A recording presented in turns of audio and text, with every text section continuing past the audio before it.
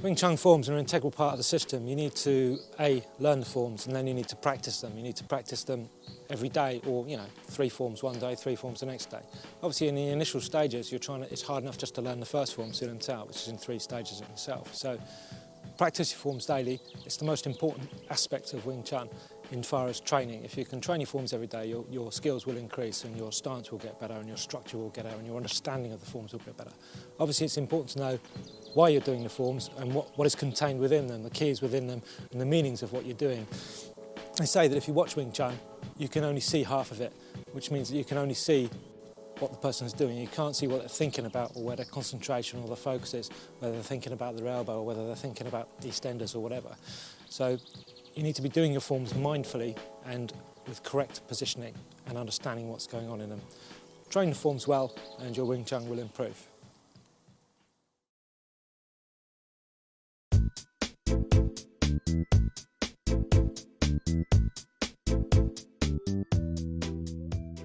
The first form is called Tsun Tao, meaning little idea or small thought. Wong Leung said that the translation should be young idea, meaning this form is the seed from which the individual system will grow. He described this form as being like the alphabet of Wing Chun. So, even when you progress to making words in Chum Kyu and expressing these words as sentences in Chi Sao, an A is still an A and a P is still a P. Tsun Tao contains reference points for the many basic techniques and concepts, so make sure that you get it right from the outset. Tsun Tao is made up of techniques with direct applications, techniques designed to elicit expanded applications, techniques performed to develop concepts, and techniques designed to load responses into the neural system. Lots of shades of grey, not just black and white. Initially, it is much more important to understand the ideas behind the system than the techniques. The form is split into 3 sections with a different emphasis on each, but the overall aim is to train for a stable stance and structure, develop the triangulation and centre line, and to meditate on the concept of Lat Sao Jik Chung, to develop a relentless forward feeling. In every action in Tsun Tao, you feel what the elbows are doing. Any structure needs a strong foundation or it will not stand up under pressure. Likewise, if you want to hold a conversation, you will first need to learn the language. The first form, and all the concept held within it, must be fully understood in order for a student to progress successfully. Practicing Tsun Tao regularly is the best way to train your body and mind for Wing Chun. Section 1.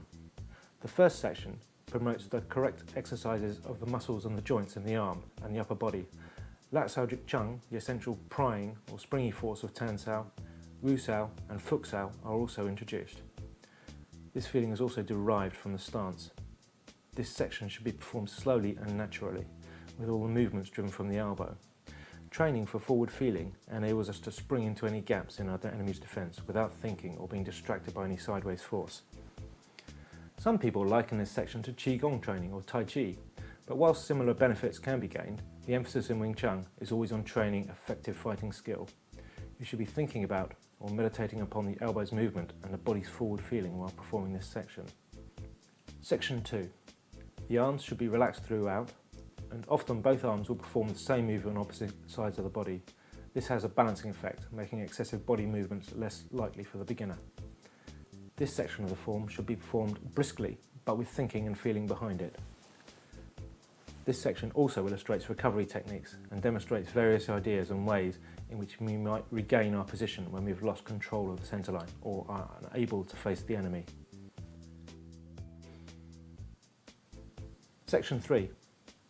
The third section, describing the basic actions, opens with Pak Sao, side palm and rolling wrist, going on to demonstrate the stopping force of Tan Sao, applications with Jum Sao, lower Gang Sao, Hun Sao and low palm, Bong Sao, shifting Tan Sao, and Tok Sao or heel palm, then finally 2 arms working together to recover from a compromised position.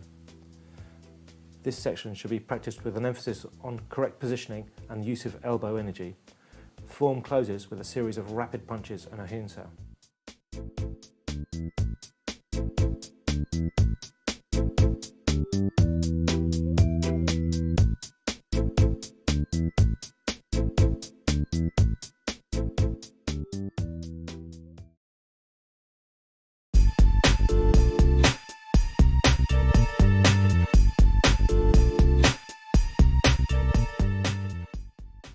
The second form, Chum Kyu, searching for, building or crossing the bridge.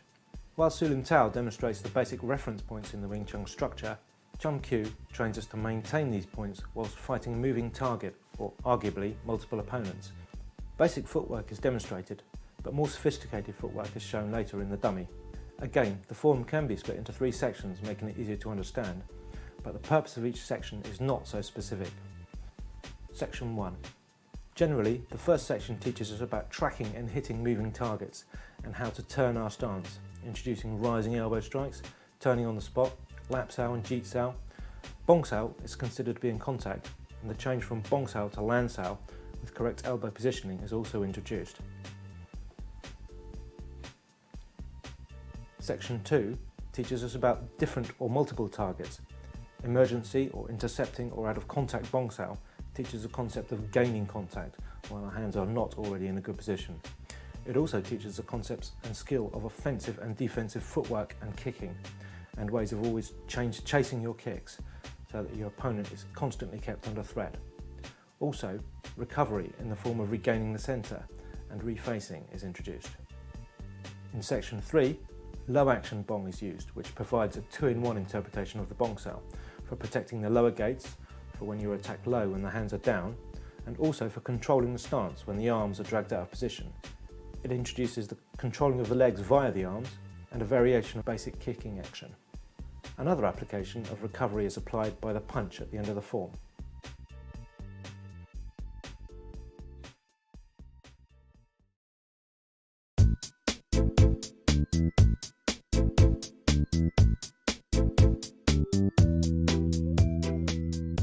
Biu-ji, or flying fingers, is the third form of Wing Chun.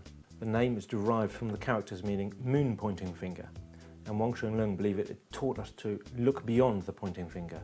This is a way of telling practitioners not to be trapped in the standard rules that they may have been taught in basic training of Wing Chun, and to think outside the box when training or fighting.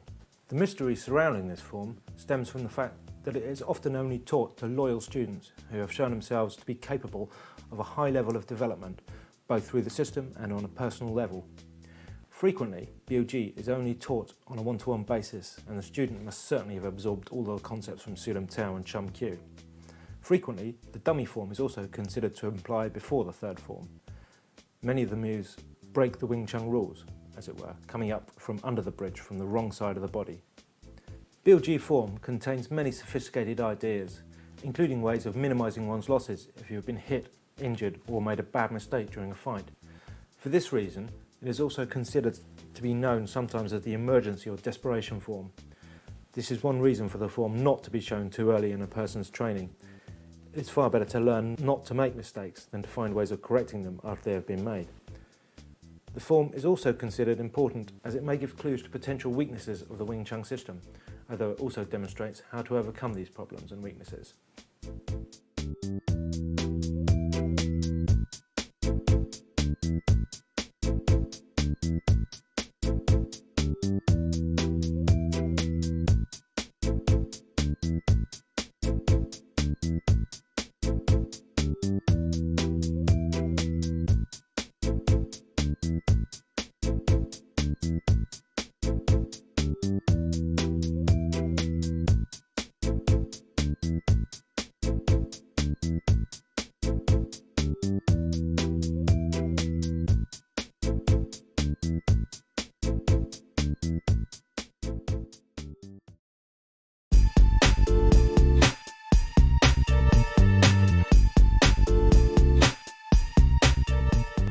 The pole, Lak Dim Boon Kwan, literally translates as 6.5 point long pole.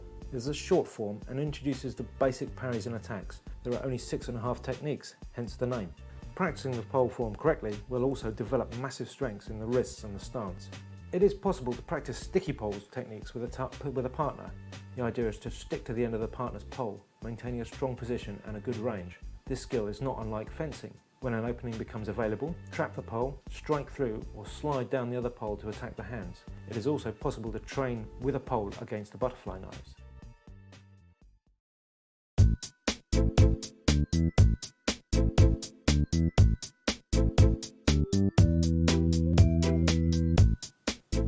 The Ba Cham Dao, or 8 broadsword cutting techniques, clearly dates to a time when Kung Fu skills were a matter of life and death.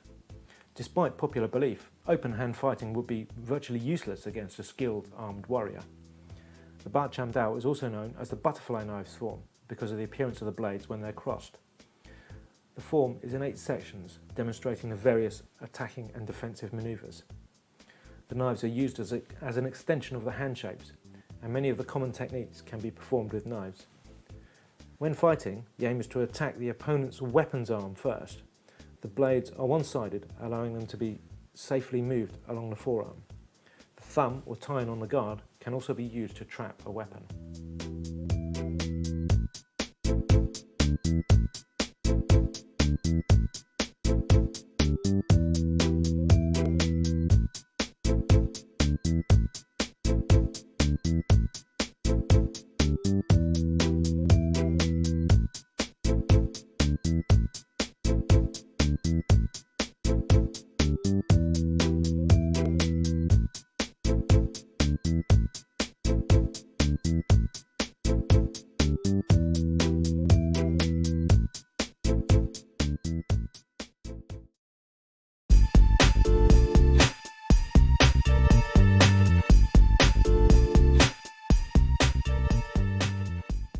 Zhong, the wooden man or dummy.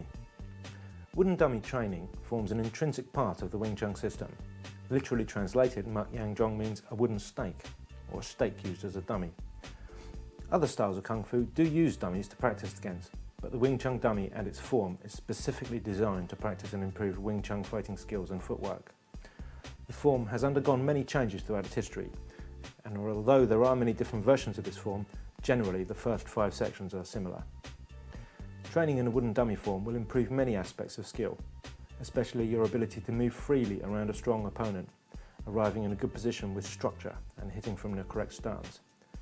Many of the moves are illustrated as recoveries from mistakes, but they can also be interpreted in other ways. The sequences of actions do not need to follow the order of the form. Each action can be seen as a separate move. For this reason, it is good practice to mix up the order and be able to move freely around the dummy, choosing random techniques as they seem appropriate.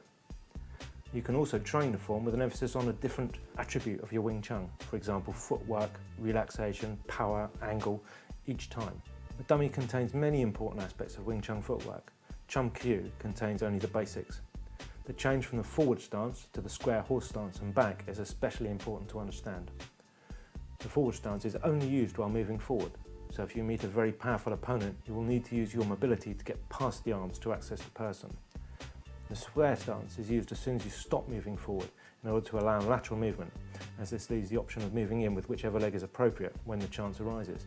Always remember that a dummy arm could represent the right or left arm of the enemy, and while some people think the end of the dummy arm could indicate the wrist, it is actually meant to be the elbow. The lower arm represents a low strike. This could be a punch, a kick or a knee. Also remember that the dummy is made of wood, not flesh and bone, so it will not react in the same way as a person. You need to use your imagination in order to get the best out of dummy training. It is of course possible to strike and kick the dummy with considerably more force than you could safely use against a partner. I hope the forms video has been helpful to you. Obviously you can watch the video and you can train them. Some of the elements of the forms, the way we practice them in Wong Shun Leung style might be slightly different from some of the elements of the way you play them, particularly the latter stages, the dummy form and the knives and the pole. That doesn't really matter. What matters is what you're doing and why you're doing it, and you understanding what you're doing, why you're doing it, and training it regularly. If you train the forms regularly in combination with Chi Sao and various other drills and practices, your skill will increase. Wing Chun is just about doing the work. If you do the work, put the effort in, you'll get something out. The more work and training you put in, the more you'll get out. The people who learn Wing Chun well and quickly and seem to train past everybody else in the class are the people that are going home and practicing their forms at night. So go and practice your forms. Cheers.